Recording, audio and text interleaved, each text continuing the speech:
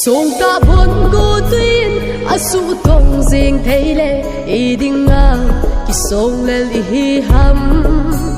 bol ho zong mi chopa kumu theina dinga amalle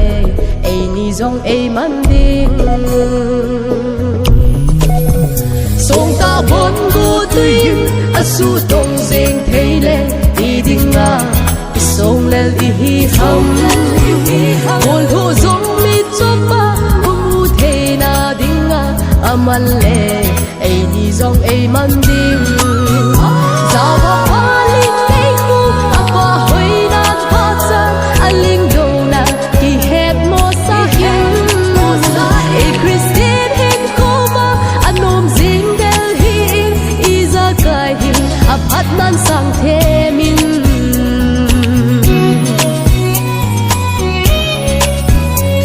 chunga dem na en bol na ho hi so pi idinga lung thoi pi ham o ba kunin thim pi azing so ji boye lung don na gala no na hi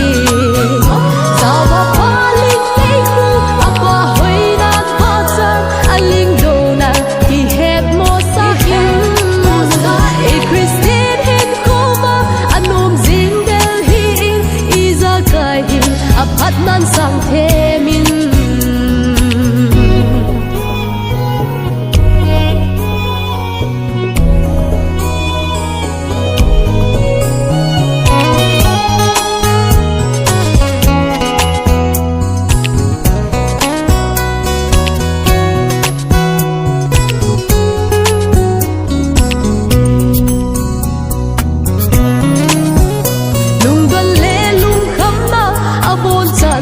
haute pakain